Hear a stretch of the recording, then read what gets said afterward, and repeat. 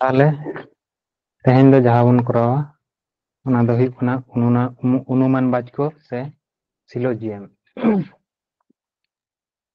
ताहले सिलोजियम से अनुमान बाचक नोआ रे दो चेद ताहेना नोआ रे दो ताहेना स्टेटमेंट और कनक्लूजन विबृति और सिद्धांत।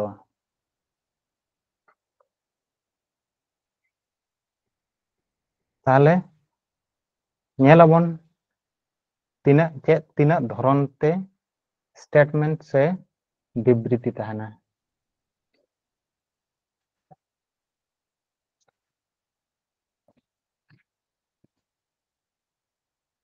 प्रथम रे ताहेना जहाँ दो यूनिवर्सल पॉजिटिव स्टेटमेंट।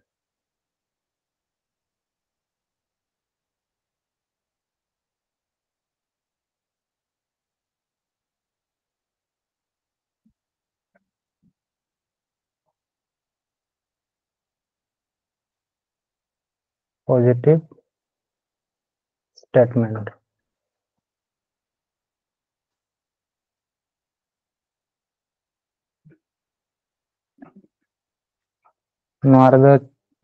चेद ताहेना चेलका ताहेना यूनिवर्सल पॉजिटिव स्टेटमेंट दो ताहेना जे समस्त एक्स हलो वाई।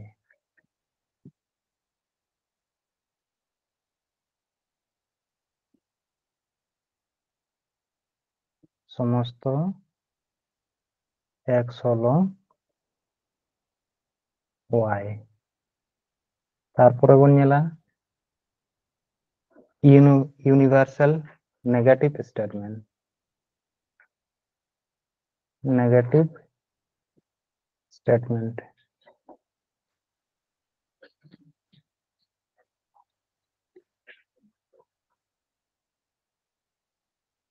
मालूम कान गया तो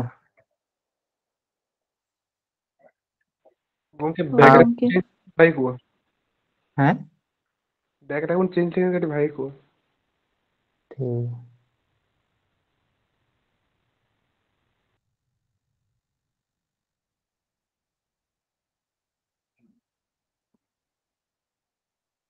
नोआ रे दो ताहेना कोनो एक्स वाई नय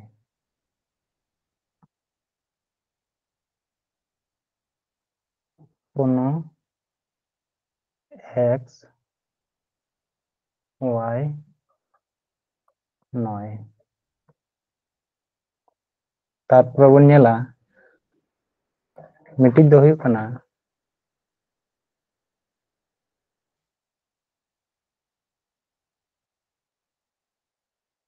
particular positive statement.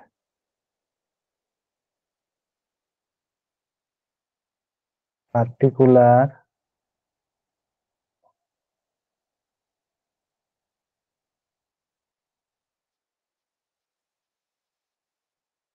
Positive statement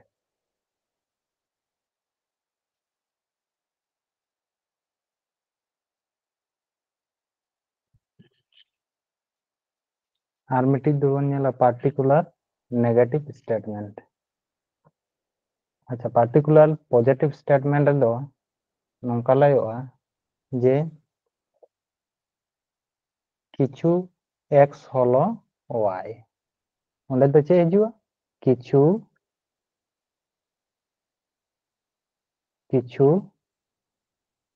x हलो वाई और मिटिज हिना पार्टिकुलर नेगेटिव स्टेटमेंट।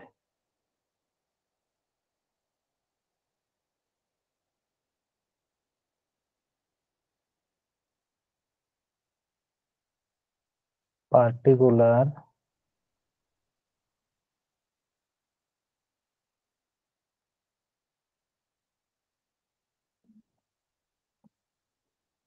नेगेटिव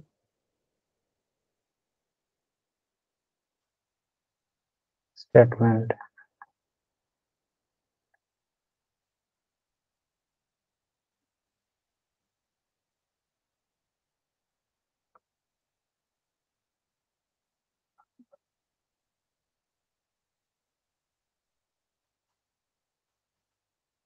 ताहले जहाँ टाइप ऑफ स्टेटमेंट जहाँ अनुमान बाचको रहा तीना बन नेला चेत धरनते मिटिज दो हुई कना यूनिवर्सल पॉजिटिव स्टेटमेंट जहाँ दो ऑल तहना समस्त एक्स हलो वाई तारपरे हुई कना 2 नंबर दो हुई कना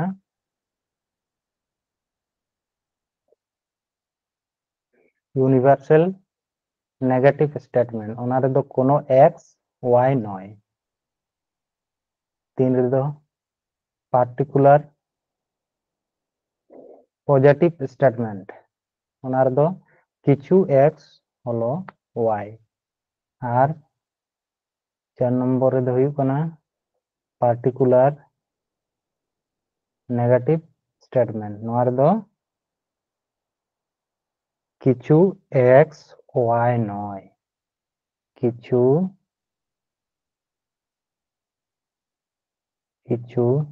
एक्स वाई नय ना दो नाबाचक ताले आबो नोडे बन नेलदा नेगेटिव बारे हेना और पॉजिटिव बारे हेना मिटी दो हुई कना यूनिवर्सल नेगेटिव मिटी दो हुई कना पार्टिकुलर नेगेटिव और यूनिवर्सल पॉजिटिव और पार्टिकुलर पॉजिटिव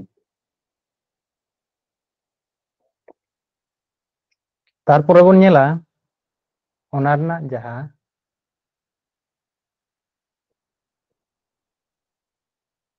भैन चित्र बना कना चेलका चित्र बना जेमन समस्त एक्स हलो वाई नोआ दो प्रतिटी स्टेटमेंट किंतु 100% साब हुआ 100% साब हुआ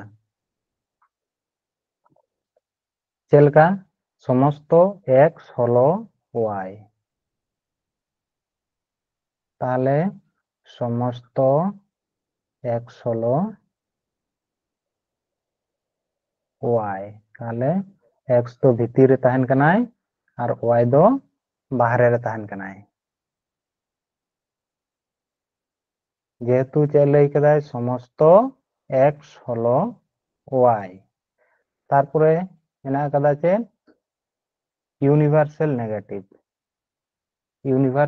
नेगेटिव दो चे कोनो एक्स वाई नय कोनो एक्स वाई नय ताहले नोआ ना चित्र दो चेलका बना कोनो एक्स वाई नय ताहले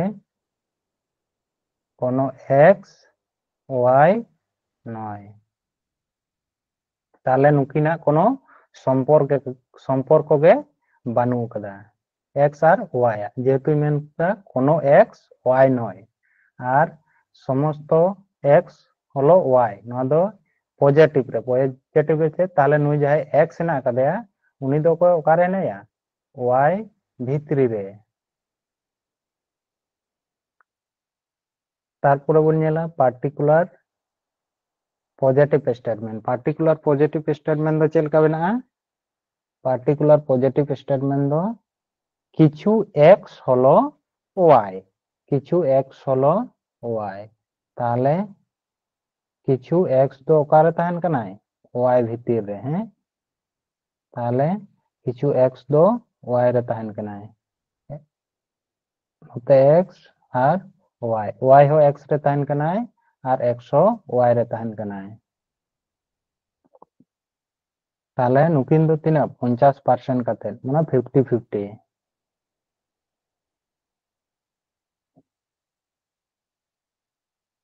तारपरे हुई कना पार्टिकुलर नेगेटिव स्टेटमेंट नोआ ना आरो बना जेमन नौका हम बना दाड़ा आरो जे चेले मेन कदा किछु एक्स हलो वाई ताहले नोआ ना आरो मिटी चित्रम बना दाड़ा नौका किछु एक्स हलो वाई ताहले नोआ दो एक्स कना नोआ भितर रे किंतु कोयम दोहो दाड़ेया वाई नोडे किंतु वाई हम दोहो दाड़ेया चेदा से मेन कदाय किछु एक्स हलो वाई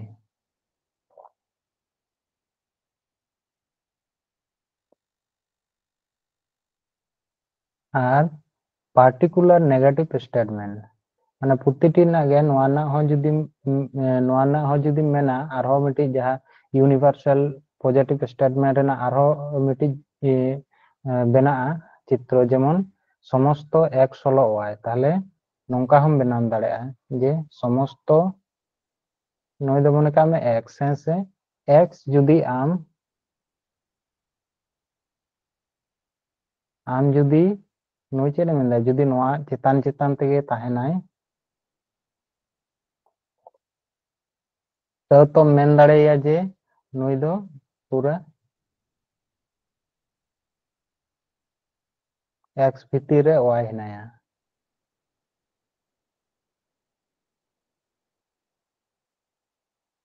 নোয়া ᱫᱚ মেন দাড়ে আছে যে পুরা y ভিতরে রে x হেনায়া তাহলে নোডে x হই দাড়ে'a আর y হই দাড়ে'a তাহলে ওনা পুরা জায়গা যদি কভারায় তো মেন দাড়ে'a y ভিতরে রে x হেনায়া তাহলে তারপরে বন নেলা পার্টিকুলার নেগেটিভ স্টেটমেন্ট রে হিজুআই নংকা নোয়ানা বন মেনা দাড়ে'a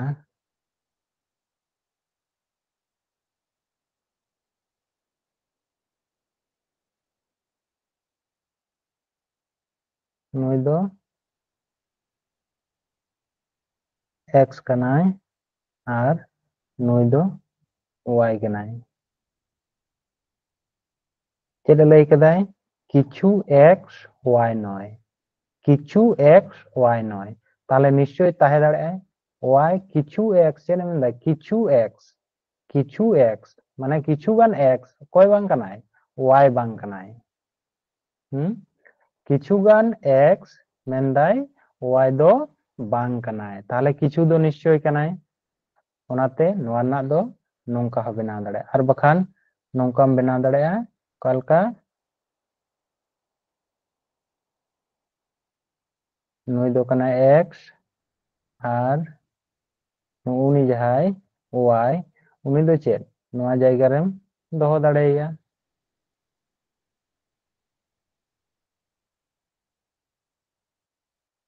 তাহলে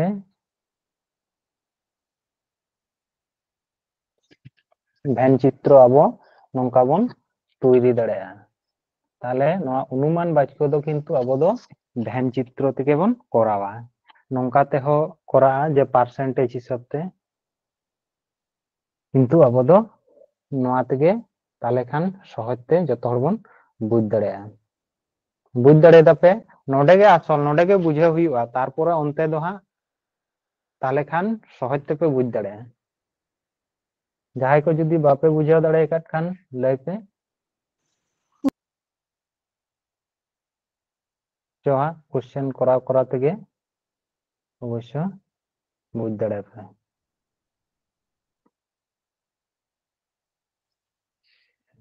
নোডে চে লাই কেদায় নিচের প্রশ্নগুলিতে কয়েকটি বিবৃতি এবং তার সাথে দুটি করে সিদ্ধান্ত 1 ও 2 দেওয়া আছে সঠিক বিকল্পটি নির্বাচন করো তাহলে বিবৃতি স্টেটমেন্ট মানে চেক কেনা স্টেটমেন্ট রে চে লাই কেদায় নোয়া দো বিবৃতি দো চেক কেনা স্টেটমেন্ট হ্যাঁ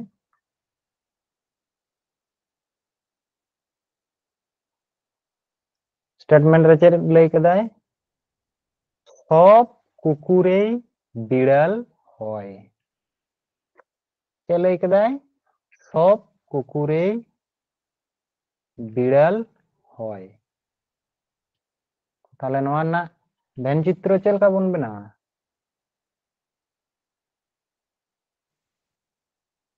নোডে তো তাহলে গᱚᱢᱠᱮ কয় না ᱱᱚᱣᱟ ᱫᱚ ᱠᱚᱣᱟ ᱯᱮᱭᱟ ᱜᱳᱞ ᱦᱩᱭᱩᱜᱼᱟ কুকুর যেমন দেয় কুকুর তাহলে সব কুকুরেই বিড়াল হয় তাহলে নোয়া দো চেক কেনা বিড়াল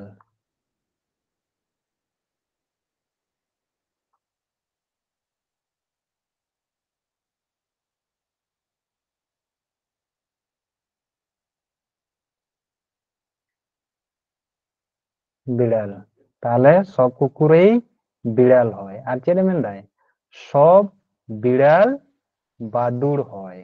তাহলে সব বিড়াল চিলি কানা को যত বিড়াল চিলি কানা को বাদুড় কানা को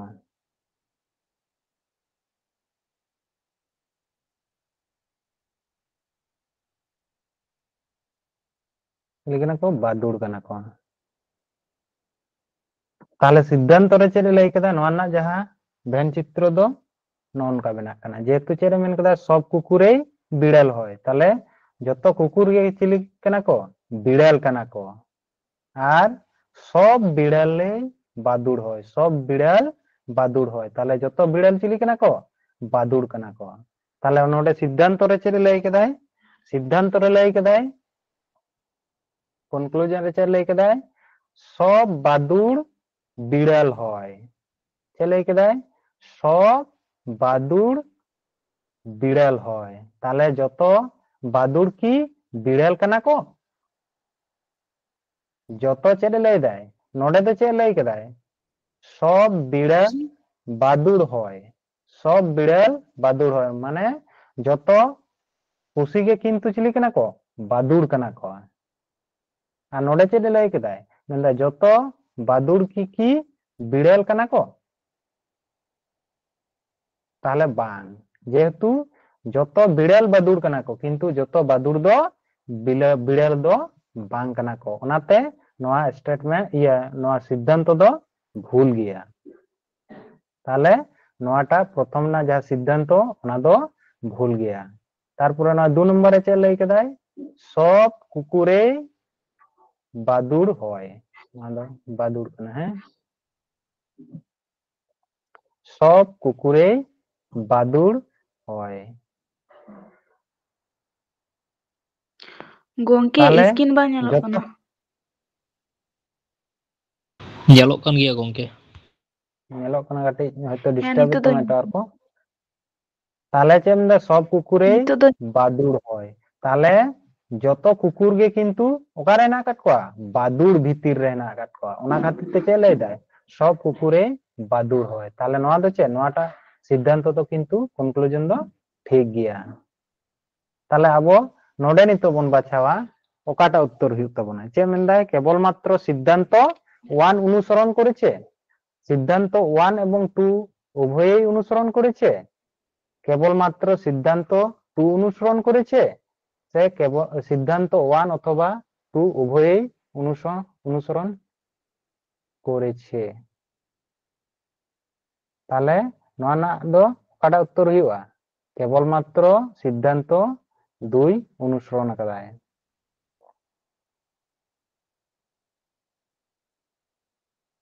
বুঝ দাঁড়ায় দাবন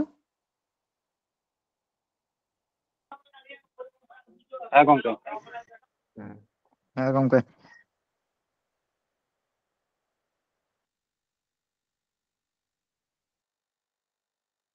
नेक्स्ट बन नेला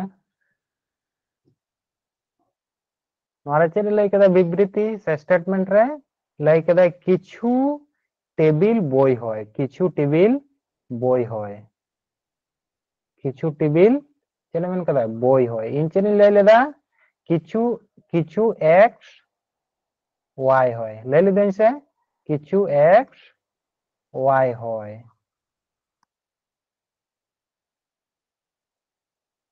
নোডে চে লই দেয় ওনাগে নোডে চেদ লই কেদা কিছু টেবিল বই হয় তাহলে নোডে তো মিড ধারে দিচ্ছে কেনা টেবিল টেবিল আর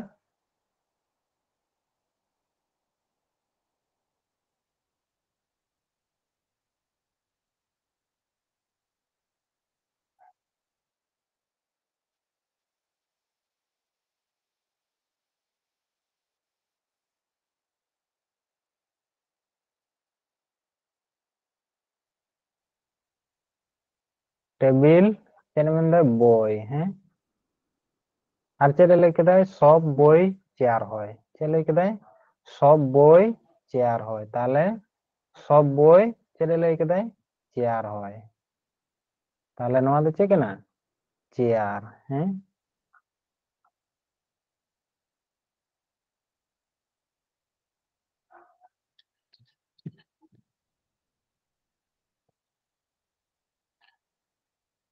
তাহলে নোডে সিদ্ধান্ত রে চেরে লই কেদায় সিদ্ধান্ত রে মেন্দা কিছু বই টেবিল হয় কিছু বই টেবিল ভিতরে না কোয়া তাহলে হেনা কোয়া নোয়া টেবিল কেনা নো বই কেনা তাহলে কিছু বই টেবিল ভিতরে না কাদা ওনাতে নোয়া সিদ্ধান্ত 1 দো ঠিক গিয়া তারপরে চেয়ে লই কেদায় কিছু চেয়ার বই হয় কিছু চেয়ার বই হয় যেহেতু সব বই গে চেয়ার ভিতরে হেনা কাদা ওনাতে কিছু চেয়ার দো অবশ্য বই হই দাঁড়ায়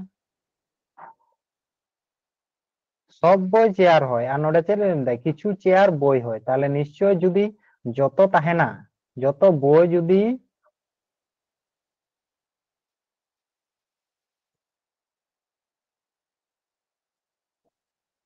বই যদি যত চেয়ার তাহেনা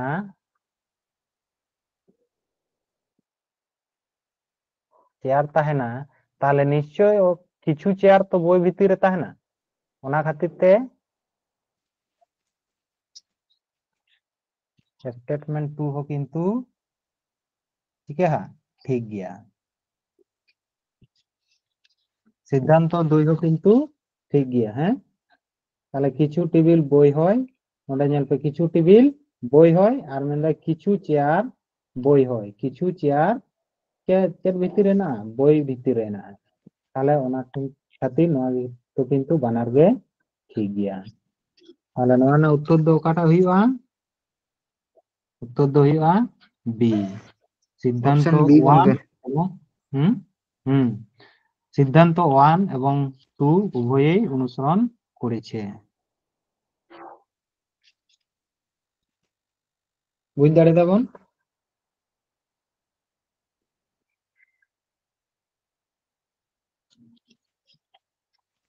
ठीक है नेक्स्ट कौन मिला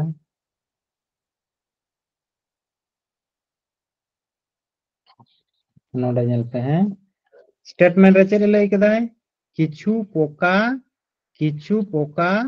হলো পাখি কিছু পোকা হলো চিলি পাখি কিছু পোকা হলো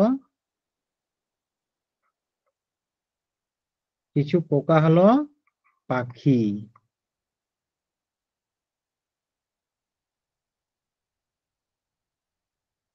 আর সব পাখি হলো ফল তাহলে এর মধ্যে কিছু পোকা হলো পাখি আর সব পাখি হলো ফল সব পাখি তাহলে যত পাখি গে কিন্তু কার को पड़ा कना फल रे को पड़ा कना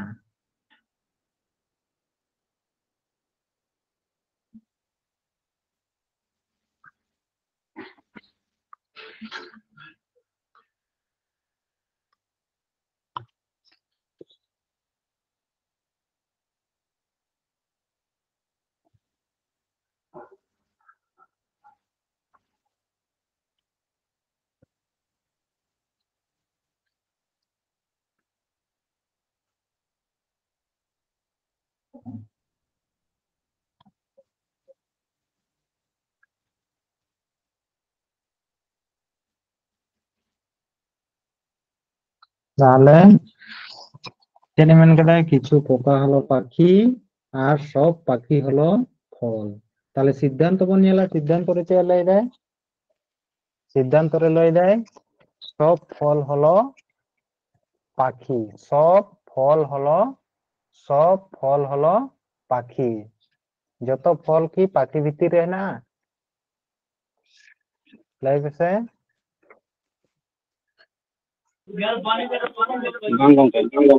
বানুয়া তাহলে নোয়া সিদ্ধান্ত দো Bang gongke. ভুল গিয়া তাহলে কিছু পোকা হলো ফল তাহলে কিছু পোকা হলো ফল তাহলে কিছু গান চেন কিছু গান পোকা কিন্তু ফল ভিতরে হেনা কোয়া তাহলে স্টেটমেন্ট সিদ্ধান্ত 2 দো ঠিক গিয়া তাহলে নোয়া না आंसर কটা হইবা এক না এর না শুধুমাত্র এ 2 অনুসরণ করেছে হুম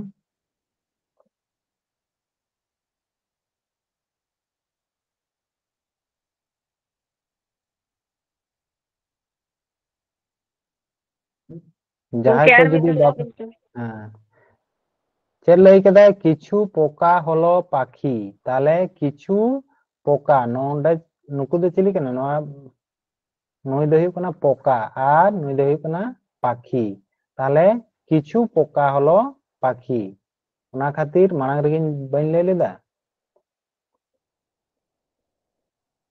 ᱞᱟᱹᱭ ᱞᱮᱫᱟᱹᱧ ᱥᱮ কিছু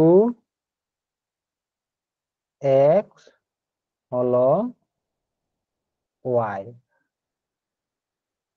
নোয়া গে নোডে দো বৈসাও কানা চে লই কেদে কিছু পোকা হলো পাখি তাহলে কিছু গান পোকা দো চিলি কেনা কো পাখি কেনা কো হ্যাঁ আর চে লই কেদে সব পাখি হলো ফল তাহলে যত পাখি গে কিন্তু চিলি চেত কানা ফল কানা যত পাখি গে যত চেড়ে গে কিন্তু চেত কানা জ কানা তাহলে নোডে চে লই কেদে সব ফল হলো পাখি তাহলে সব ফল কি পাখির মধ্যে পড়ছে বাং তাহলে ওনা খাতির চে নোয়া দো কিন্তু ভুল গিয়া যদি নোডে তাহে কো আর সব পাখি হলো এই সব পাখি হলো ফল তাহলে খান দো ঠিক তো তাহলে না কিন্তু না দো চে লই কেদা সব ফল হলো পাখি তাহলে যত ফল দো পাখি দো বাং কানা যেহেতু নোয়া করে আরো ফল হেনা আর পাখি দো নোয়া ভিতর রে নায়া তাহলে ওনা খাতির নোয়া দো ভুল গিয়া আর দ্বিতীয় রে চেড়ে মেন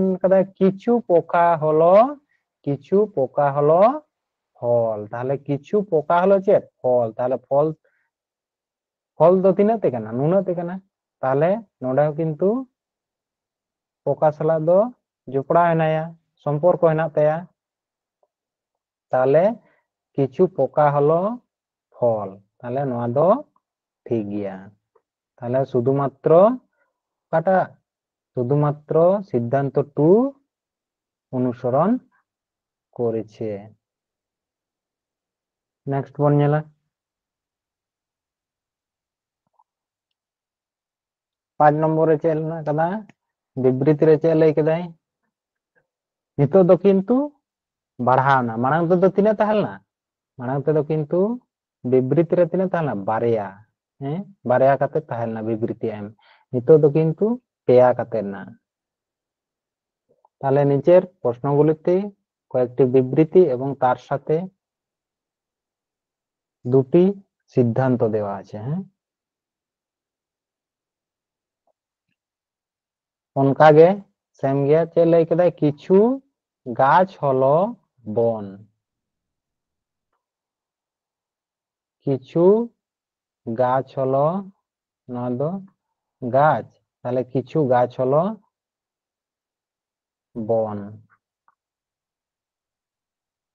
আর মেনদা কিছু বন হলো বাড়ি কিছু বন হলো বাড়ি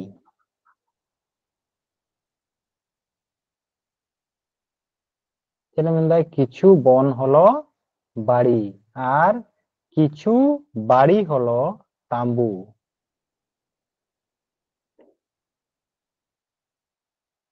কিছু বাড়ি হলো চেট তাম্বু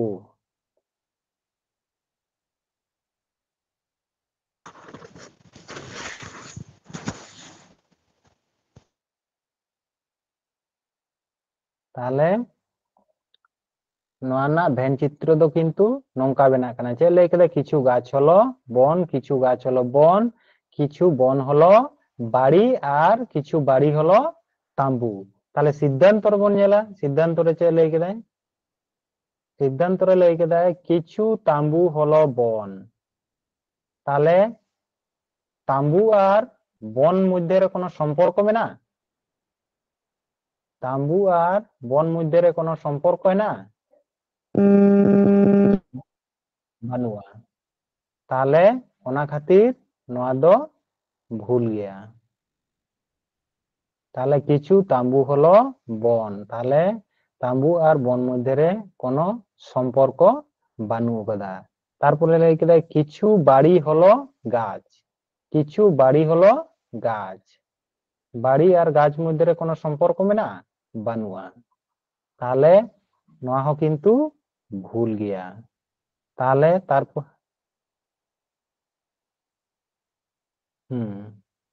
তাহলে নয়া হᱚᱸ কিন্তু ভুল গया তাহলে নয়া না উত্তর কাটা हुई कना उत्तर दो हुई कना डी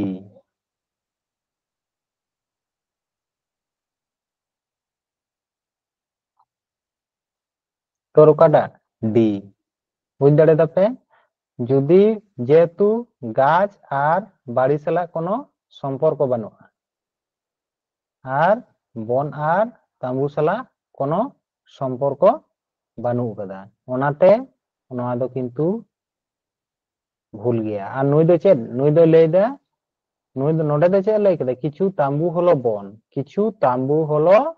बन नुई दो नोडे मेंदा सम्पर्क मेना किन्तु अबो नोडे जहां भेन चित्र रे बेनाव कदा बन ओंडे दो किन्तु कोनो सम्पर्क बाबन नामदा ताहले सिद्धांत नोडे भूल गया भूल ऑल हेना और मेंदा किछु बाड़ी हलो गाछ ताहले गाछ और बाड़िया कोनो सम्पर्क बानुआ और नोडे दो चेद लई दे किछु बाड़ी हलो गाछ नुई दो नोंकाय लई हचोयदा किछु बाड़ी और गाछ ना सम्पर्क किन्तु नोडे दो जहां विबृति रे एम हेना कदा ताहले नोआ साला दो किन्तु बांग मिलाग कना ओना खातिर ते नोआ हो भूल गया बुझ दाड़े दापे हाँ गंके ठीक गया गंके नेक्स्ट बन नेला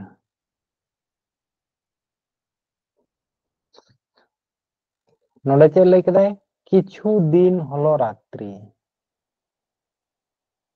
किछु दिन हलो रात्रि किछु दिन हलो रात्रि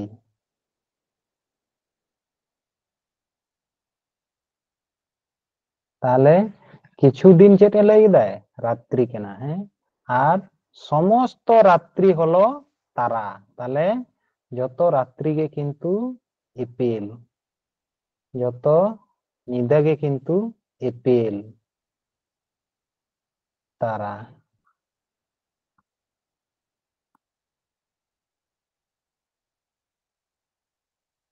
और चेद लई कदाय समस्त ताराय हलो ग्रह ताहले समस्त ताराय हलो ग्रह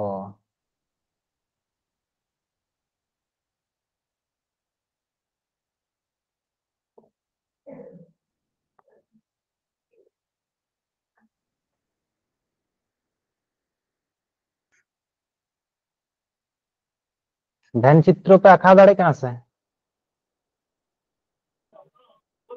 हाँ गंके ताहले सिद्धांत बन नेला ᱦᱮᱸ ᱜᱚᱝᱠᱮ सिद्धांत चेद लई कदाय सिद्धांत रे मेंदा किछु ग्रह हलो दिन ताहले किछु ग्रह हलो दिन ताहले दिन और ग्रह सम्पर्क हेना निश्चय जेहेतु नोडे ते गेड अकादेया अर्धेक दिन हो किन्तु ग्रह रे हेना ताहले ओना खातिर नोआ दो किन्तु ठीक गया तारपरे हेना कदा किछु तारा हलो दिन किछु तारा हलो दिन ताहले तारा और दिना हो किन्तु सम्पर्क हेना ताकिना ताहले ओना खातिर नोआ हो किन्तु ठीक गया गंके बोर्ड बांग नेलोग कना नोडे तो ठीक गे नेलोग कना इन्हो एटा मोबाइल ते जॉइन करना Nyalok kan dia gongke. नेलोग कन गया गंके नेलोग कन गया गंके ताहले नोआ ना दो काटा उत्तर हुई कना सी एक और दुई उभय सत्य ताहले नोआ दो बानार गे अनुसरणेत किनाय तारपरे नेक्स्ट बन नेला चे लई कदाय किछु कागज हलो गाछ किछु कागज हलो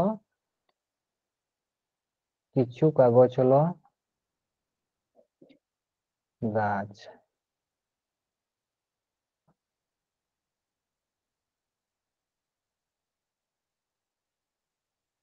कागज हलो गाछ सब गाछेई हलो पाता ताहले जतो गाछ गे चेक कना पाता कना है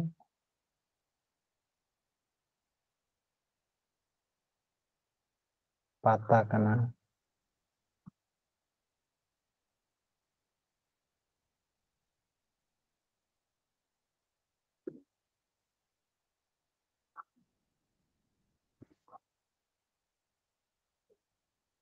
আর কিছু পাতা হলো বন, তাহলে কিছু পাতা হলো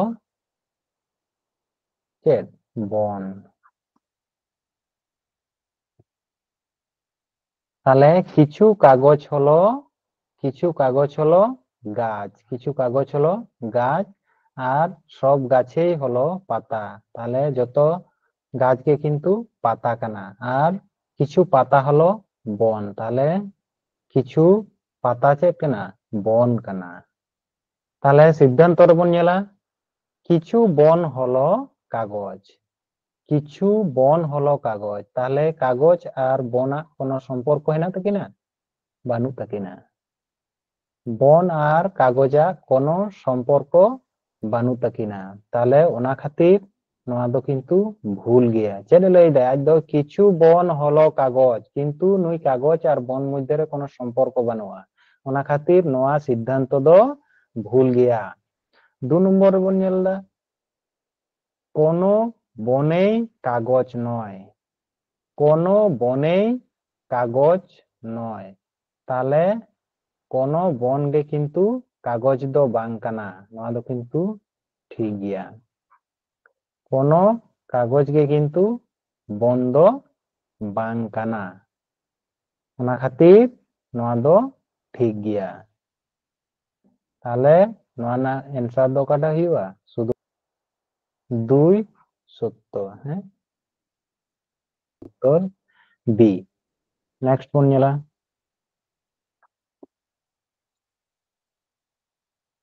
চলে দেয় সমস্ত চেয়ার হলো টেবিল, সমস্ত চেয়ার হলো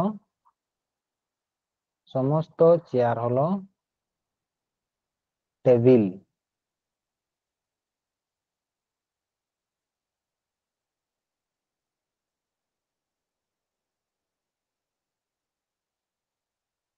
চেয়ার হলো টেবিল।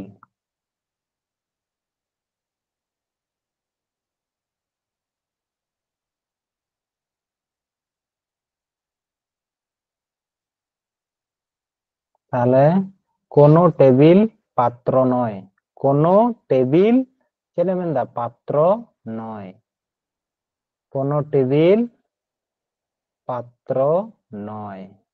তাহলে টেবিল আর পাত্র আদো কোনো সম্পর্ক বানু তাকিনা। হ্যাঁ,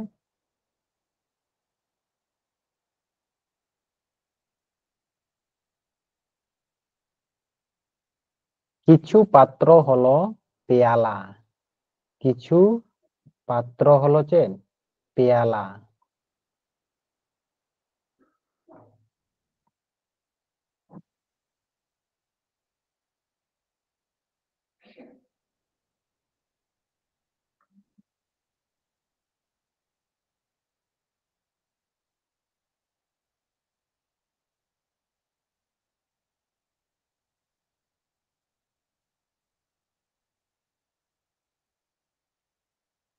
তাহলে সিদ্ধান্ত বন নেলা কিছু পেয়ালা হলো টেবিল, কিছু পেয়ালা হলো টেবিল। তাহলে পেয়ালা আর টেবিলা কোনো সম্পর্ক মেনা তাকিনা? বানু তাকিনা। কিছু পেয়ালা হলো টেবিল, তাহলে নোয়া দো ভুল গিয়া, নোয়া দো ভুল গিয়া। সিদ্ধান্ত নোয়া দো কিন্তু ভুল গিয়া। তারপরে চেয়ে লাই কেডা কিছু পাত্র হলো টেবিল, কিছু পাত্র হলো টেবিল। পাত্র আর টেবিল কোনো সম্পর্ক না তাকিনা? বানু তাকিনা। তাহলে নোয়া হো ভুল গিয়া। কিছু টেবিল হলো চেয়ার, কিছু টেবিল হলো চেয়ার। তাহলে কিছু টেবিল হলো চেয়ার। তাহলে নোয়া দো কিন্তু ঠিক গিয়া, যেহেতু টেবিল আর চেয়ারা সম্পর্ক মেনা তাকিনা সে সব চেয়ারেই টেবিল। তাহলে নোয়া দো হুᱭᱩᱜ ᱠᱟᱱᱟ শুধুমাত্র 3 সত্য। হ্যাঁ, তাহলে এনসার দো সি। नेक्स्ट बन नेला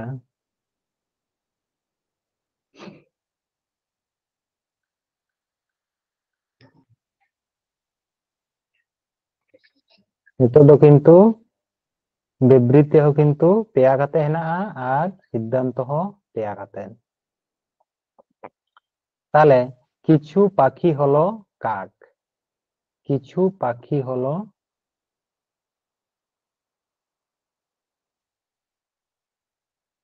किछु पाखी हलो चिली काक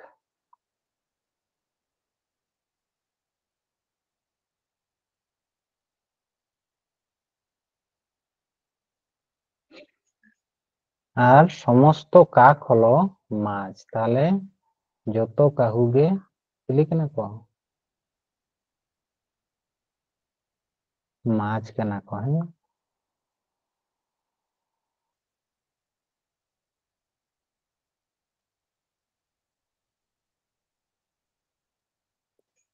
আর কিছু মাছ হলো বাঘ কিছু মাছ তো চিলি কেনা কো বাঘ কেনা কো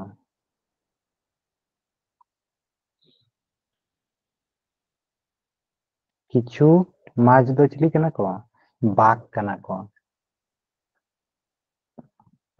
नोआ रना भेन चित्र दो नोंका बेना कना है ताले एक नंबर सिद्धांत रबन नेला किछु बाघ हलो पाखी किछु बाघ हलो पाखी ताले बाघ आर पाखिया मध्य कोनो सम्पर्क बांग नेल ᱧᱟᱢᱚᱜ कना आर नोडे दो चे लई केदा किछु बाघ हलो पाखी ताले नोआ दो भूल गया ताले एक नंबर सिद्धांत दो भूल गया दो नंबर बन नेला कोनो माछ पाखी नय कोनो माछ पाखी नय कोनो माछ पाखी नय ताले कोनो माछ चले दे पाखी नय ताले नोआ हो किंतु भूल गया चेदा से माछ आर पाखिया दो सम्पर्क मेना ताकिना ओना खातिर दो नंबर स्टेटमेंट हो भूल गया पाखी आर माचा दो सम्पर्क मेना ताकिना जेहेतु पाखी दो काटा ते कना ओकाटा ते कना है या माछ दो ताले नोडे दो लई केदा कोनो माछ पाखी नय किंतु नोडे सम्पर्क मेना ताकिना ओना खातिर नोआ दो भूल गया तारपर चले लई केदा किछु बाघ हलो काक किछु बाघ हलो काक ताले बाघ आर काका मध्य रे कोनो सम्पर्क मेना बानुआ ताले नोआ हो किंतु भूल गया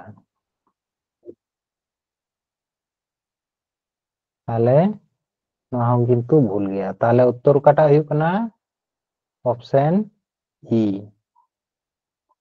कोनोटी सत्य नय कोनो सिद्धांत गे सत्य दो बानु कदा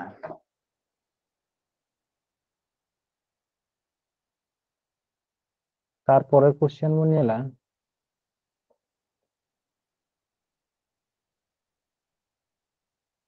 नोडे चे लई केदा समस्त पिन हलो रड ताले समस्त पिन हलो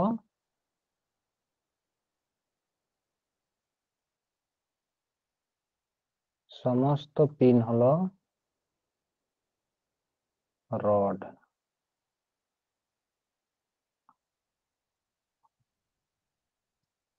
किछु रड हलो दुड़ी ताले किछु रड दो चिकेना दुड़ी केना है किछु रड हलो दुड़ी जहां लेका विबृति रे जहां लेका लया उनका गे किंतु भेन चित्र हो आखा हुआ है ताले समस्त दुड़ी हलो हातुड़ी समस्त दुड़ी हलो हातुड़ी ताले समस्त दुड़ी हलो चले दा हातुड़ी ताले समस्त दुड़ी हलो हातुड़ी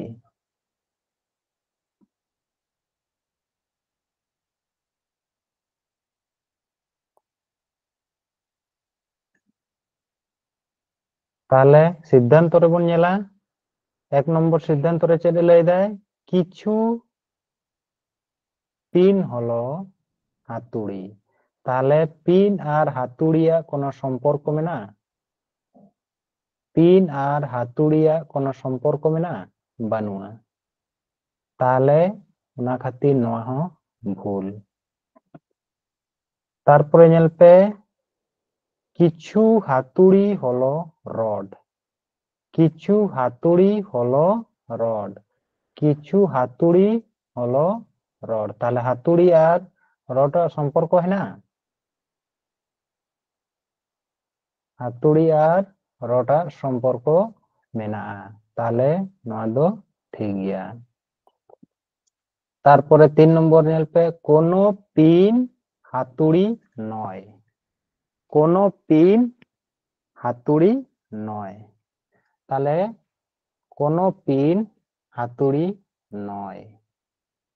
নোডে আর मिट्टी जिनिस नौका नौकान जहाँ क्वेश्चन हिजुआ नोआ रे नोआ दो किंतु ताले भूल गया चेदा से नोआ नोडे किंतु आर मिट्टी भैन चित्र जदि नौकाम बनावा नौका हो किंतु बना चल कमेंट से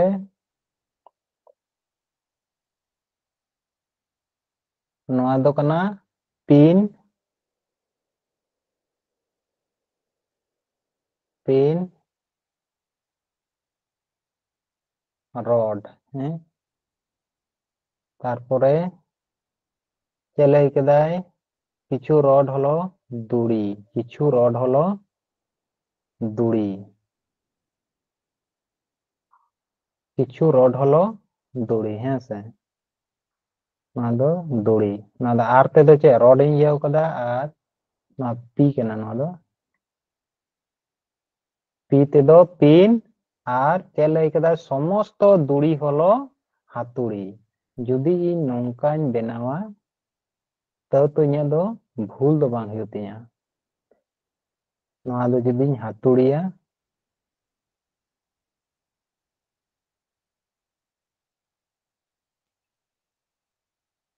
नोडे दो चे लई केदा समस्त दुड़ी हलो हातुड़ी किंतु इन दिन चिकाव कदा पूरा हातुड़ी कारिñ अगू कदेया पिन समेतिñ अगू कदेया। ताले नौकान जहान क्वेश्चन तहना ओना रे दो ñेल हुयुआ चेन ñेल हुयुआ नोडे ñेल पे चे लई केदा नोडे ना प्रथम ना सिद्धांत 1 रे ñेल पे किछु पिन हलो हातुड़ी हेसे आ नोआ रे चे लई केदा कोनो पिन हातुड़े नय। कोनो पिन हातुड़ी नय पासे हुई हो दाड़ेया पिन दो हुई हो दाड़ेया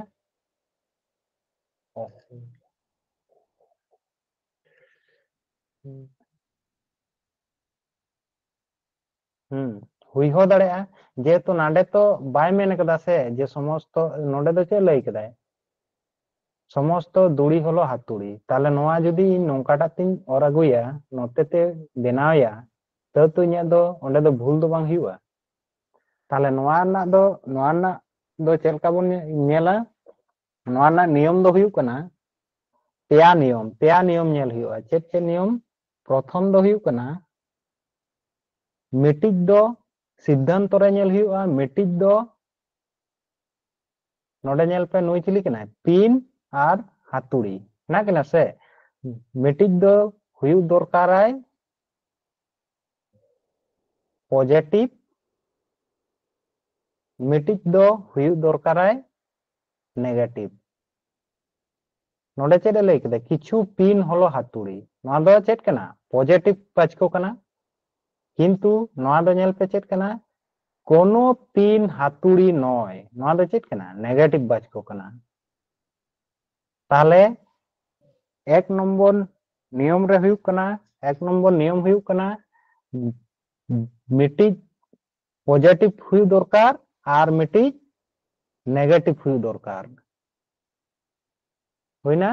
तारपरे 2 नंबर रे बानार गे जाते भूल हुयुक मा बानार गे भूलुक मा नोआ हो किंतु भूलुक मा सिद्धांत नोआ हो भूलुक मा और नोआटा हो भूलुक मा। ताले कोनो पिन हातुड़ी नय इन जदि नोआटा भैन चित्रñ बेनावा ताले कोनो पिन हातुड़ी नय नोआ दो बाम मेन दाड़ेया। नोआ दो बाम मेन दाड़ेया जेहेतु पिन भीतर रे চিলি হেনায়া হাতুড়ি মেনায়া তাহলে নোয়াটা কিন্তু ভুল গিয়া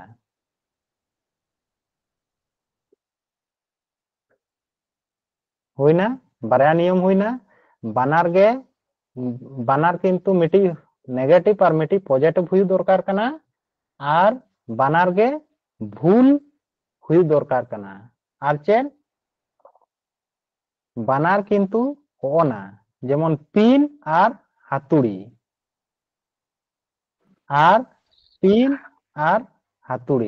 माने बानार गे मिद गे ताहेन मा ताले खान नोआ दो चेक को मेता कना नोआ दो आइदर और हैं आइदर और से नोआ ले मिटिक दो चेन लई कदा मिटिक दो पॉजिटिव थाका दरकार कना और मिटिक दो नेगेटिव थाका दरकार कना बानार किंतु नोआ पिन और हातुड़ी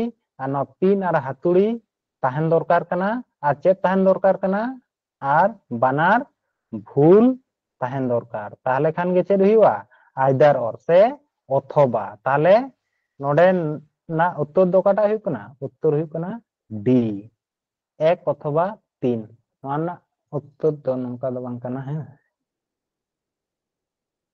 एक अथवा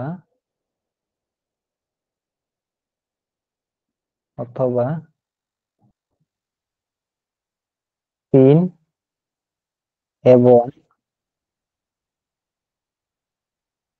एवं 2 जेतु 2 ना दो सिद्धांत 2 ना दो ठीक गया नोडे फ्लोई दाय और नोआ किंदो बानार किंतु भूल गया किंतु पॉजिटिव और नेगेटिव रे मेना आकादा ओना जिनिस जखन गे पे न्यामा मिड मिड पे न्यामा से उनरे गे किंतु नोआ जिनिस दो लक्ष्य हिउआ बखान ओना दो भूल रे काउंटवा और बखान चिके कियाम नोआ दो नोआटा हम भूल का किया नोआटा हम भूल का किया ताहले चेद ने करा कतम हेज को किया शुधुमात्र 2 सत्य किंतु नोआ दो बांग हुआ आरो हा बन न्यामा नोंकान क्वेश्चन है टाइम रे उनरे आर मिदा आलोचना हिगा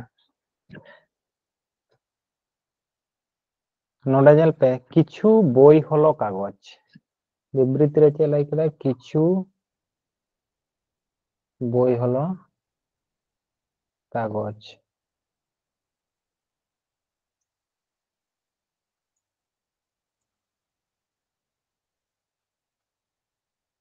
किछु कागज हलो खाता किछु कागज हलो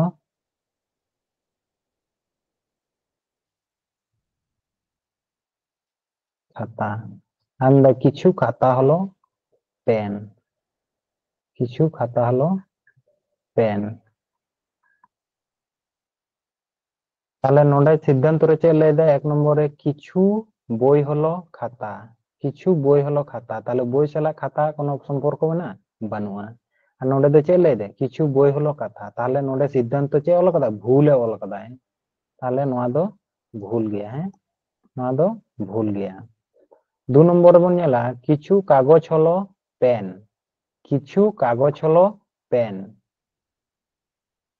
पेन और कागज कोनो संपर्क मेना बानुआ ताहले नोआ हो किंतु भूल गया नोडे दो चे लई केदा किछु कागज हलो पेन और नोडे बन नेल नाम दा कागज और पेना कोनो संपर्क गे बानु कदा तारपरे 3 नंबर रे बन नेला किछु बोई हलो पेन ताहले पेन और बोई कोनो संपर्क है ना बानुआ ताहले नोआ हो भूल गया ताहले नोआ जतो गे क्या भूला ताहले ऑप्शन ई कोनोटी सत्य नय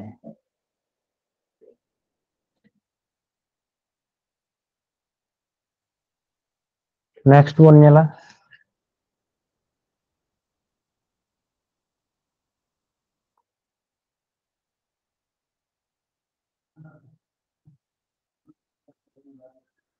फिर विबृति रे बन नेला समस्त गाछ हलो नदी समस्त गाछ हलो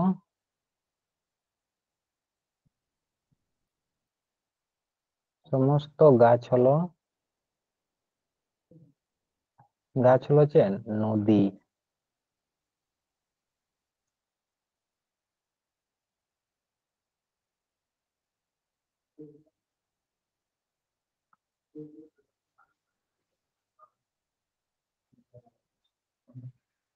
সমস্ত নদী হলো জঙ্গল। সমস্ত নদী হলো জঙ্গল।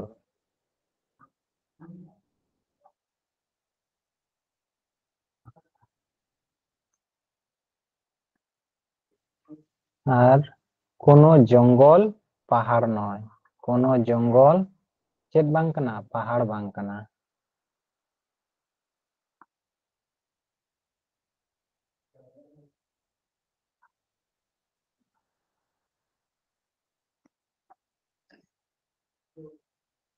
सिद्धांत बन नेला कोनो गाछ पहाड़ नय। कोनो गाछ पहाड़ नय। गाछ और पहाड़ कोनो सम्पर्क है ना तकिना बानु तकिना ताले नोआ दो ठीक गया। सिद्धांत नोआ ठीक गया। कोनो गाछ पहाड़ नय। कोनो नदी पहाड़ नय। नदी और पहाड़ कोनो सम्पर्क है ना तकिना बानु तकिना ताले नोआटा हो ठीक गया। किछु जंगल हलो गाछ। किछु जंगल हलो गाछ। गाछ और जंगल सम्पर्क है ना तकिना हेना तकिना ताले नोआटा हो ठीक गया। ताले नोडे उत्तर ओकाटा हुआ आंसर डी। तीनटी सिद्धांत सत्य। ताले पेने सिद्धांत गे ठीक गया। चेद लई कदा कोनो गाछ पहाड़ नय। पहाड़ और गाछ कोनो सम्पर्क बानुआ और नोडे हो ओना गे लई दे कोनो गाछ पहाड़ नय। कोनो नदी पहाड़ नय। नदी और पहाड़ कोनो सम्पर्क बानुआ नोआ हो ओंडे गे ओना गे लई दे। और किछु जंगल हलो गाछ। ताले किछु जंगल चेद गाछ। ताले नुकिना सम्पर्क है ना ताले नोआ हो ठीक गया। ताले ऑप्शन डी। नेक्स्ट वन निना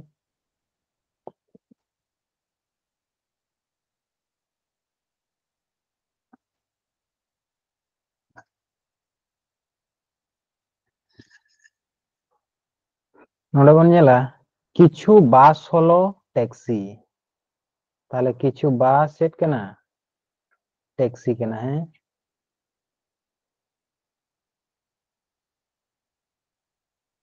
किछु बास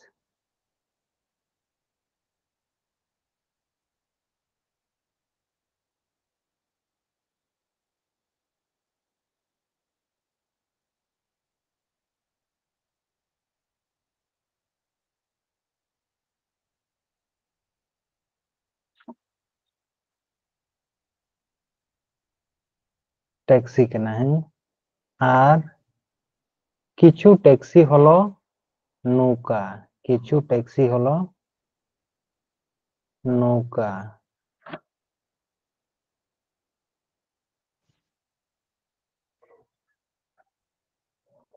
कोनो नौका रिक्शा नय। कोनो नौका रिक्शा नय। रिक्शा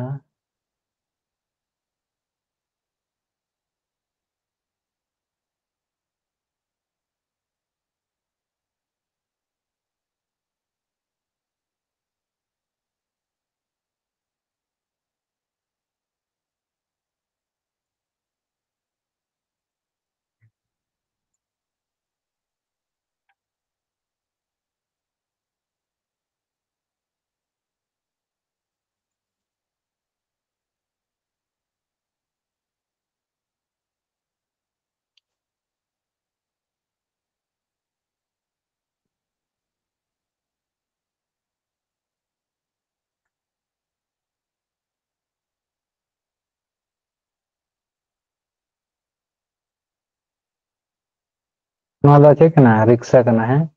ताले सिद्धांत रे चेद लई दे किछु रिक्शा हलो बास। किछु रिक्शा हलो बास। तारे रिक्शा और बास कोनो सम्पर्क है ना तकिना बानु तकिना और नोडे दे चेद लई दे किछु रिक्शा हलो बास। ताले रिक्शा और बासा कोनो सम्पर्क बानु तकिना और नोडे लई दे किछु रिक्शा हलो बास। ताले नोडे सिद्धांत चेद भूल गया।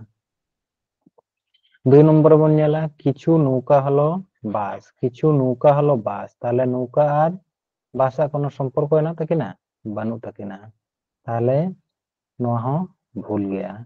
3 नंबर बन नेला কিছু রিক্সা হলো ট্যাক্সি, কিছু রিক্সা হলো ট্যাক্সি, তাহলে রিক্সা আর ট্যাক্সিয়াᱜ কোনো সম্পর্ক হেᱱᱟᱜ ᱛᱟᱹᱠᱤᱱᱟ? ᱵᱟᱹᱱᱩᱜ ᱛᱟᱹᱠᱤᱱᱟ। ᱱᱚᱣᱟ ᱦᱚᱸ ᱠᱤᱱᱛᱩ ভুল গিয়া তাহলে। তাহলে নয়া হন্না উত্তর হচ্ছে চেদ হুᱭᱩᱜᱼᱟ? উত্তর ই, কোনটি সত্য নয়। সিদ্ধান্ত কোনটি সত্য নয়।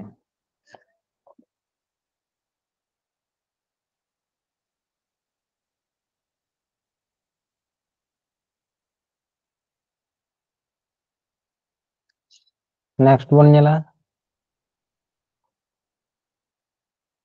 नोडे विबृति रे हेना'a किछु बाक्स हलो गाछ, किछु बाक्स हलो गाछ, किछु बाक्स हलो गाछ।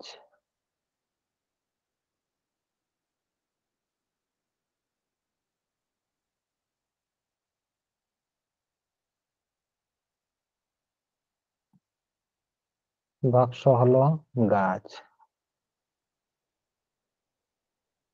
কিছু গাছ হলো কুকুর, তাহলে কিছু গাছ হলো কুকুর,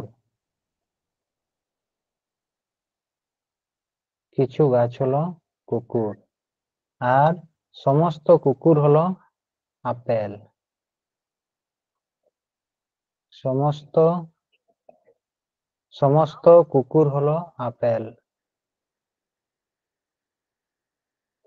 সমস্ত কুকুর হলো আপেল।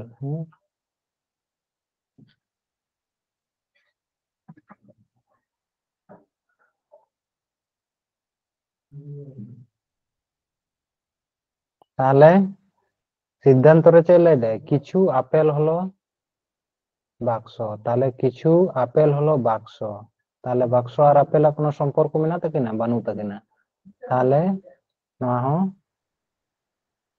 ভুল গিয়া। হ্যাঁ, কিছু আপেল হলো বাক্স আর নোডে বাক্স আর আপেল কোনো সম্পর্ক বানুক তাকিনা। কিছু আপেল হলো গাছ, তাহলে কিছু আপেল হলো গাছ, তাহলে গাছ আর আপেল সম্পর্ক হেনা তাকিনা? মেনা তাকিনা, তাহলে ঠিক গিয়া। কিছু কুকুর হলো বাক্স, তাহলে কিছু কুকুর, কুকুর আর বাক্স সম্পর্ক মেনা তাকিনা? বানুক তাকিনা, তাহলে নয়া হᱚᱸ কিন্তু ভুল গিয়া। আর কোনো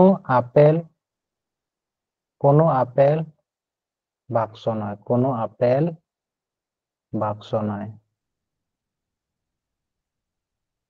নয়া হᱚᱸ কিন্তু ভুল গিয়া।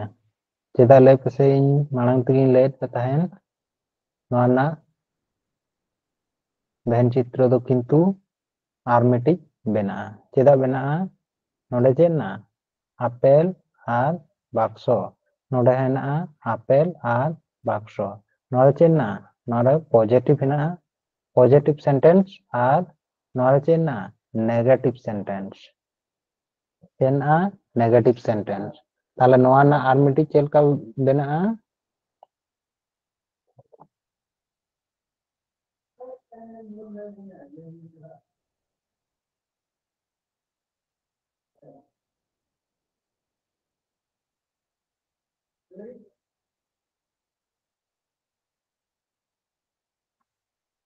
गाछ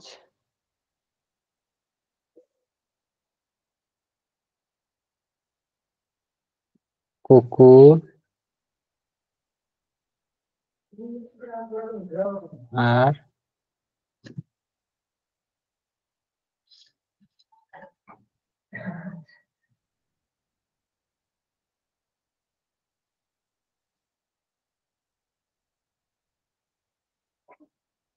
नोडे हुई बेना नोका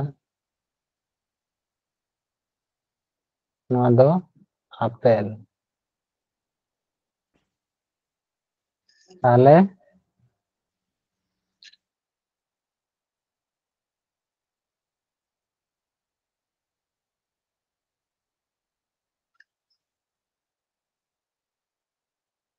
ताहले नोआ ना उत्तर काटा हुआ चेन इन लय कदा मिटी हुआ पॉजिटिव और मिटी हुआ नेगेटिव, नोडेना जहाँ बाचको आपेल और बाक्सो और नोडे हो चेना आपेल और बाक्सो ताले नोआ हो मिदो कना और नोडे नोआ हो मिदो कना और नेगेटिव और पॉजिटिव हेना नेगेटिव और पॉजिटिव हेना और जहाँ कंक्लूजन सिद्धांतो बानार के किंतु भूल एम हेना ताले नोआ ना चेद काटा उत्तर हुआ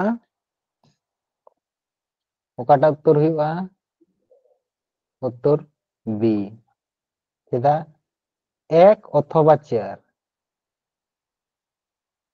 एक अथवा चार एवं दुई सत्य एक अथवा चार माने नोआटा ठीक है और बखान नोआटा ठीक है नोआटा रे चे लई दे नोआटा जखन निन बनाव दे उनरे ओकाटा ठीक लई दे उनरे लई दे नोआटा बाचको ठीक लई दे और जखन नोआटा इन लई दे उनरे दो ओकाटा बाचको ठीक लई दे नोआटा बाचको ठीक लई दे ताले ओना खातिर नोआ दो आइदर और से अथवा ओंडे दो हुआ ताले एक अथवा चार एवं दुई सत्य दुई मतो ठीक गया जेहेतु बानार जहार गेम पंजाया बानार भेन चित्र रे किंतु दुई दो ठीक गया और नोना तीन दो भूल गया और चार दो नोआटा रे जखन पंजाया उरे नोडे ठीक एम न्यामा नोआटा रेम पंजाया नोआरे भूल एम न्यामा ताले ओना खातिर मिटी पॉजिटिव दरकार है मिटी नेगेटिव दरकार है और नोआ आपेल और बाक्सो मिट थाका दरकार और बानार किंतु भूल बानार डायग्राम रे मिटी केते भूल ओडोकमा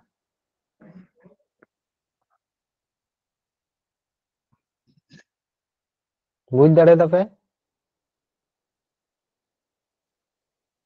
हाय गंके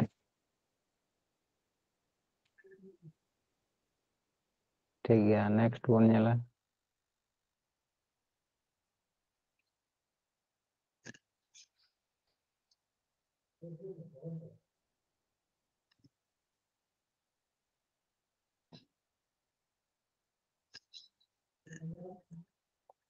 कोनो समुद्र आकाश नय कोनो समुद्र चले रे आकाश नय कोनो समुद्र आकाश नय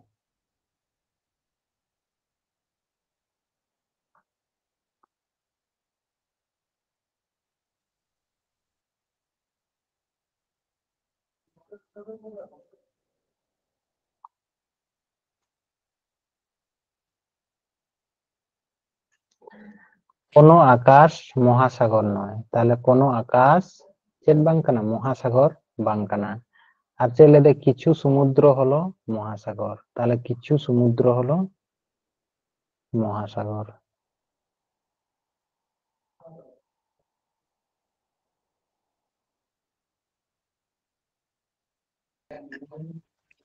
সিদ্ধান্ত বন নেলা এক নম্বর বন নেলা কোন মহাসাগর সমুদ্র নয় কোন মহাসাগর সমুদ্র নয় কোন মহাসাগর সমুদ্র নয় তাহলে নয়া দো ভুল গিয়া যেহেতু चेद लई कदा नाडे किछु समुद्र हलो महासागर और नोडे चेद लई दे कोनो महासागर समुद्र नय ताले जेहेतु संपर्क हेना और नोडे संपर्क बांग रेना नय लई दे नेगेटिव पे लई दे ओना खातिर नोआ दो चेद भूल गया कोनो महासागर आकाश नय कोनो महासागर आकाश नय ताले आकाश और महासागर कोनो संपर्क हेना बानुआ ताले नोआ दो ठीक गया दुई ना दो ठीक है जेहेतु लई कदा कोनो महासागर आकाश नय और नोडे हो किंतु आकाश और महासागर दो संपर्क बानु ताकिना ओनाते नोआ दो सिद्धांत दो ठीक गया किछु आकाश हलो समुद्र किछु आकाश हलो समुद्र ताले आकाश और समुद्र संपर्क हेना ताकिना बानु ताकिना ताले नोआ हो भूल गया समस्त महासागर हलो समुद्र ताले नोडे दे चेले के किछु समुद्र हलो महासागर ताले समस्त महासागर हलो समुद्र ताले जतो महासागर दो समुद्र दो बांग हुई दाड़ाया ओना खातिर ᱱᱚᱣᱟ ᱦᱚᱸ ভুল গিয়া তাহলে নওয়া না অনলি 2 তাহলে শুধুমাত্র 2 সত্য নেক্সট বন নিলা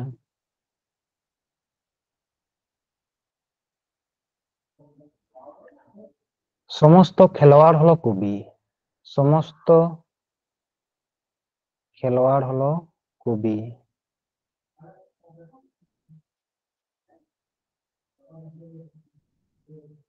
সমস্ত খেলোয়াড় হলো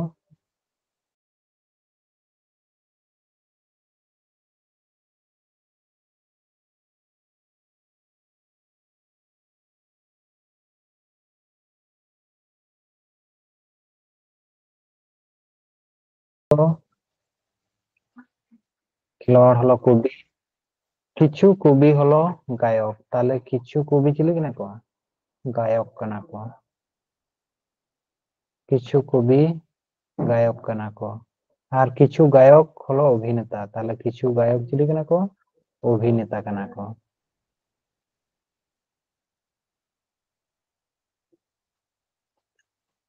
তাহলে নোডে বন নেলা কিছু অভিনেতা হলো কবি কিছু অভিনেতা হলো কবি তাহলে কবি আর অভিনেতা কোন সম্পর্ক না বানুয়া তাহলে নোয়া হো ভুল গিয়া কিছু খেলোয়াড় হলো অভিনেতা কিছু খেলোয়াড় হলো অভিনেতা অভিনেতা আর খেলোয়াড় কোন সম্পর্ক না বানুয়া তাহলে নোয়া হো ভুল গিয়া কিছু গায়ক হলো খেলোয়াড় কিছু গায়ক হলো খেলোয়াড় খেলোয়াড় আর গায়কের সম্পর্ক না বানুয়া তাহলে নোয়া হো ভুল গিয়া সমস্ত কবি হলো খেলোয়াড় সমস্ত কবি হলো খেলোয়াড় সমস্ত কবি হলো খেলোয়াড় তাহলে সমস্ত কবি তো খেলোয়াড় দবান কানা কো সমস্ত খেলোয়াড় কবি কেনা কো তাহলে নোয়া হো ভুল গিয়া তাহলে নোয়া না উত্তর দো কাটা হইয়া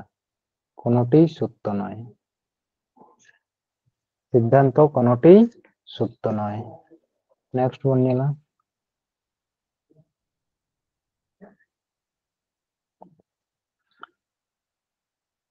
কিছু মেঘ হলো জল তাহলে কিছু মেঘ হলো চলে দেয় জল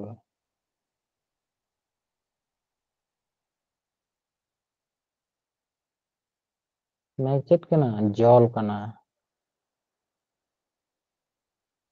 কিছু মেঘ জল সমস্ত জল হলো কাগজ তাহলে সমস্ত জল চেট কেনা কাগজ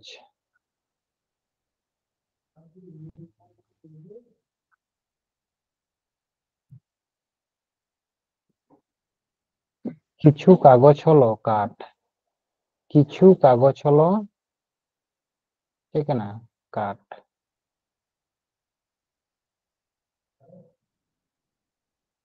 তাহলে সিদ্ধান্ত নিয়ে লিবা এক নম্বর সিদ্ধান্ত রে চলে দেয় কিছু কাঠ হলো জল তাহলে জল আর কাটা সম্পর্ক হয় না বানুয়া তাহলে নোয়া দো ভুল গিয়া কিছু মেঘ হলো কাঠ কিছু মেঘ হলো কাঠ মেঘ আর কাটা কোনো সম্পর্ক না বানুতা কিনা তাহলে নোয়া হো ভুল গিয়া কিছু কাগজ হলো মেঘ কিছু কাগজ হলো মেঘ মেঘ আর কাগজের সম্পর্ক হয় না থাকি না মেনা থাকি না মেঘ আর কাগজা সম্পর্ক মেনা থাকি না তাহলে নোয়া দো ঠিক গিয়া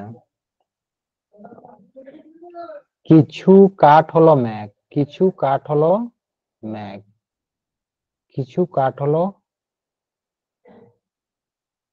মেঘ তাহলে কিছু কাঠ হলো মেঘ নোয়া হো কিন্তু চেট ভুল গিয়া নোয়া হো ভুল গিয়া তাহলে নোয়া না উত্তর দো কাটা হইব না কিছু কাগজ হলো মেঘ 3 নম্বর তাহলে आंसर বি কাটা आंसर বি নেক্সট ওয়ান নিলা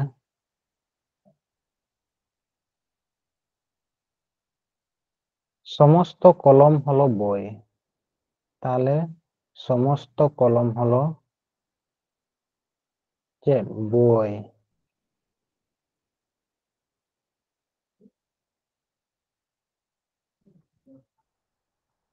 সমস্ত বই হলো খাতা, সমস্ত বই হলো সমস্ত বই चेक केना खाता।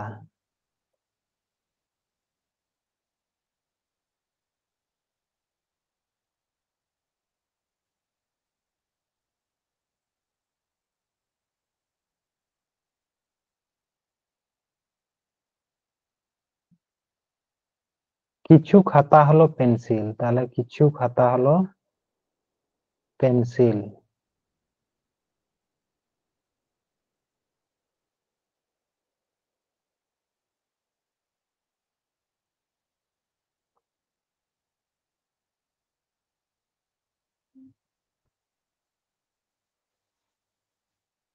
পেন্সিল। and কিছু পেন্সিল হলো টেবিল, তাহলে কিছু পেন্সিল चेक केना টেবিল।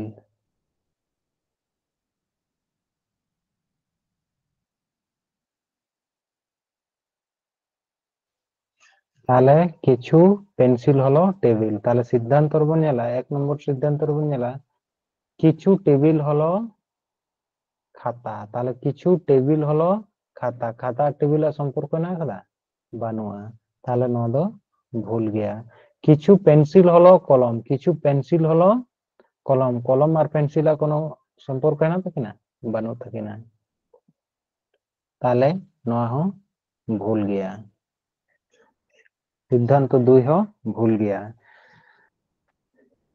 3 নম্বরে কিছু খাতা হলো কলম, কিছু খাতা হলো কলম। কলম আর খাতা সম্পর্ক হেনা থাকে না, হেনা থাকে না, তাহলে কিছু খাতা হলো কলম, তাহলে নয় दो ঠিক গিয়া।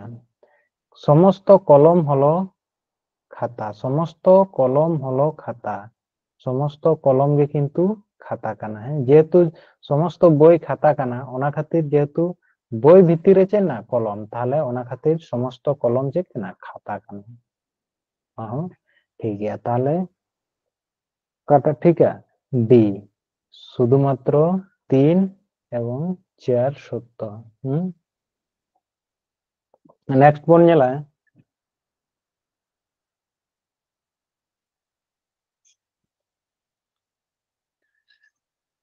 বিবৃতির বন নেলা সমস্ত সূচ হলো সুতো, তাহলে সমস্ত সমস্ত সূচ হলো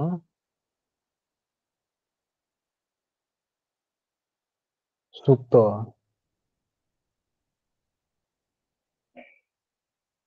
কিছু সুতো হলো কাপড়, আর কোনো কাপড় বই নয়, তাহলে কোনো কাপড় চলে দেয় বই নয়, কোনো কাপড় বই নয়।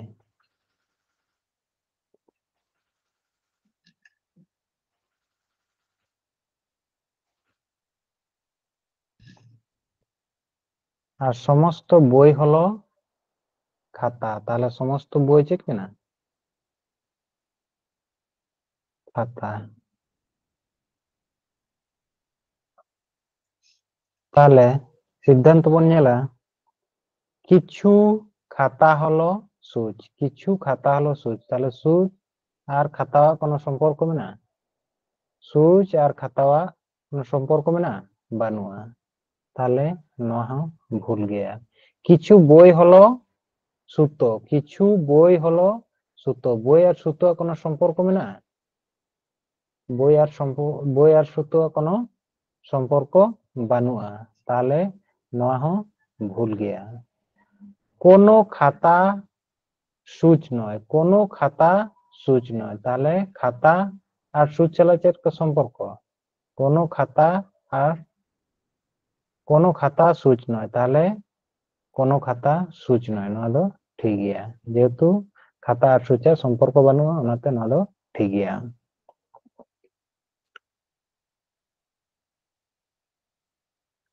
কিছু কাপড় হলো সূচ, কিছু কাপড় হলো সূচ, কিছু কাপড়, কিছু কাপড় হলো সূচ। তাহলে কাপড় আর সূচের সম্পর্ক মেনা তাকিনা? বানুক তাকিনা। তাহলে নওয়া হᱚᱸ ভুল। তাহলে শুধুমাত্র কাটা ঠিকা 3। তাহলে অ্যান্সার বি।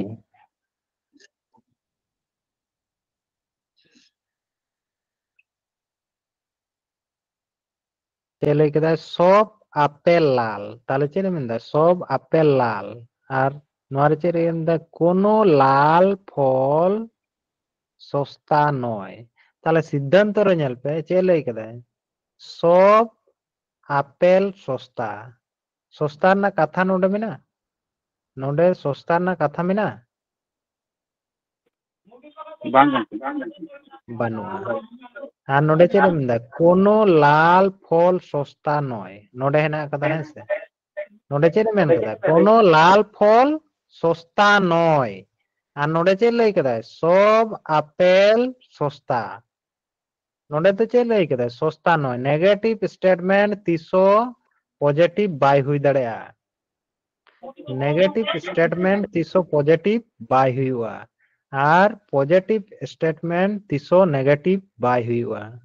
ताले जेहेतु নোডে चेरे ना नेगेटिव हेना कदा से আর নোডে चेरे लई कदा নোডে কিন্তু পজিটিভ লই কেদায় সব আপেল সস্তা। তাহলে নোয়া দো ভুল গিয়া। 2 নম্বরে চেন লই কেদায় লাল আপেল সস্তা নয়। লাল আপেল সস্তা নয়।